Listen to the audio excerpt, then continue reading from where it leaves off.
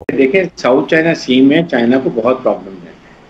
वहाँ पर अभी ऑस्ट्रेलिया भी है, जापान भी है, फिर इंडिया लाइक अमेरिका के 3 वहाँ पर बेड़े वहाँ पहुंचे हुए हैं। रोल कितना क्लियर है कि वो उन्होंने अपने तमाम हैवी इक्विपमेंट, रेडार्स और बाकी सारे मामला जो है वो पूरी बड़ी हैवी डिप्लॉयमेंट की है, रीइंफोर्समेंट की आगे वो पूरा तैयार है जंग के लिए। और जाहिर बात है प्राइम मिनिस्टर मोदी और इंडियन आर्मी की लीडरशिप पोलिटिकली, इकोनॉमिकली और उसके बाद अब मिलिटरीली चीन और भारत के दरमियान सरहदी तनाजे की भारतीय वजीर आजम नरेंद्र मोदी ने लद्दाख का दौरा किया। यह दौरा क्यों किया गया, इसके पीछे क्या मकासद थे, आज प्रोग्राम में डिस्कस करेंगे। इस दौरे के दौरान नरेंद्र मोदी ने एक इंपॉर्टेंट स्टेटमेंट दी। मैं स्टेटमेंट आपको पढ़ के सुनाता हूं। The age of expansion is over, this is the age of development. History witness expansionist regime have either lost or were forced to turn back. यह स्टेटमेंट नरेंद्र मोदी की जानिब से दी गई, जिसको इंटरनेशनल मीडिया ने बड़ा हाईलाइट किया कि यह चाइना के हवाले से दी गई है।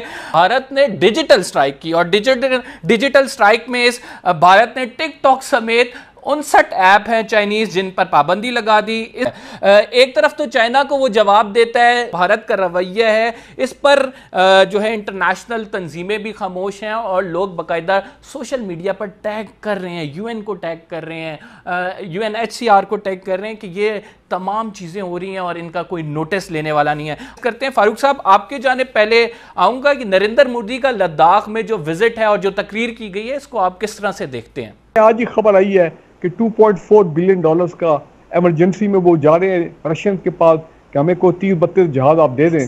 वो भी जब उनको मिलेंगे देखी जाएगी। रोल कितना क्लियर है कि वो उन्होंने अपने तमाम हैवी इक्विपमेंट, रेडार्स और बाकी सारे मामला जो है वो पूरी बड़ी हैवी डिप्लॉयमेंट की है, रीइंफोर्समेंट की आगे वो पूरा तैयार है जंग के लिए। और जाहिर बात है प्राइम मिनिस्टर मोदी और इंडियन आर्मी की लीडरशिप पोलिटिकली, इकोनॉमिकली और उसके बाद अब मिलिटरीली। और लद्दाख के दौरे में खसूसन जो तकरीर की गई है, मैं चाहता हूं कि उस पर भी आप रोशनी डालें। मैं अब्दा आपसे सवाल करूंगा, जो स्टेटमेंट दी गई है नरेंद्र मोदी की जानिब से, इस पे आपका तजिया चाहूँगा। The age of expansion is over, और फिर उन्होंने कहा कि expansionist regime have either lost or were forced to turn back. Basically तो चाइना के हवाले से ये स्टेटमेंट दी गई है, किस तरह से आप इसके इंटरप्रेट करती हैं?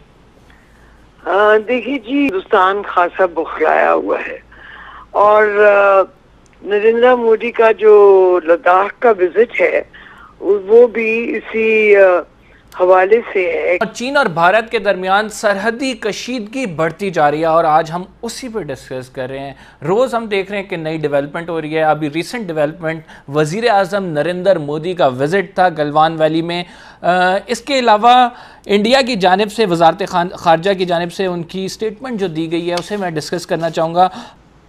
देखिए, पहली बात तो ये है कि ये सारा मामला तो प्राइम मिनिस्टर मोदी ने शुरू किया था 5 अगस्त को, जब आर्टिकल 370 उन्होंने इन्वोक किया और लद्दाख को जो है वो मर्ज कर लिया इन दी इंडियन यूनियन, जो जाहिर बात है चाइना को एक्सेप्टेबल नहीं है।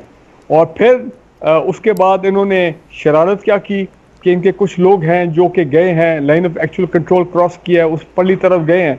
तो वहाँ पे फिर इनके इनिशियली तो आपने देखा है कि इनकी आपस में हाथापाई और इस किस्म के मामला हुए हैं, क्योंकि जाहिर बात है चाइना के यहाँ पे स्ट्रेटेजिक इंटरेस्ट हैं, चाइना के स्ट्रेटेजिक इकोनॉमिक इंटरेस्ट हैं। और दूसरी इंपॉर्टेंट चीज़ यह है, नज़र आ रहा था कि इंडियन जो हैं इनकी कुछ गलत नज़रें हैं सीपैक के ऊपर। ये सीपैक के पीछे तो 3-4 साल से पड़े हुए थे, तो इनकी ग़ालिबन कोई कोशिश थी, कोई डिज़ाइन थे कि ये गिलगित बल्तिस्तान में कोई गड़बड़ करेंगे जहाँ पे सीपैक पाकिस्तान में शुरू होती है। इंपॉर्टेंट चीज़ क्या है, जब उनको वो ये भी देख रहे हैं कि मोदी के अज़ाइम हैं बार बार कि जी हम घुस के मारेंगे और वगैरह, आज़ाद कश्मीर की तरफ उनका जो इशारा था, तो सर्जिकल स्ट्राइक वगैरह। सैटेलाइट से तस्वीरें आई हैं, जो तस्वीर जारी की गई हैं उसमें देखा जा सकता है कि गलवान वैली में वहाँ पे जो है तामीरात शुरू कर दी गई हैं और फौजी तनसीबात के हवाला भी दिया गया, BBC की जो खबर मैंने पढ़ी है। तो इस हवाले से क्या गलवान वैली में जो तामीरात की जा रही हैं अब चाइना की जानिब से बहुत स्ट्रॉन्ग रिएक्शन शो कर सकता है?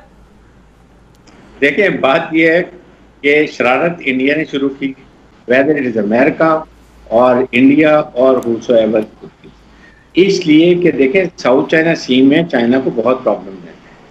वहाँ पर अभी ऑस्ट्रेलिया भी है, जापान भी है, फिर इंडिया को भी वो यूज़ कर रहा है। वहां से देखें 41 डेज में वो अरेबियन सी में जाते हैं, फिर इंडियन ओशन में जाते हैं, मलाक्का स्टेट जाते हैं, साउथ चाइना सी में जाते हैं, and then they go to China. 41 days they remain exposed to the free line of communication by other nation like America के 3 वहाँ पर बैरियर बेड़े वहाँ पहुँचे हुए हैं. इसके मुकाबले में काश्तकार से अगर निकलते हैं 7 से 8 दिन में वो टोटल गवादर पहुँच जाते हैं and safe route Gilgit Baltistan, Balochistan and they are in Gwadar.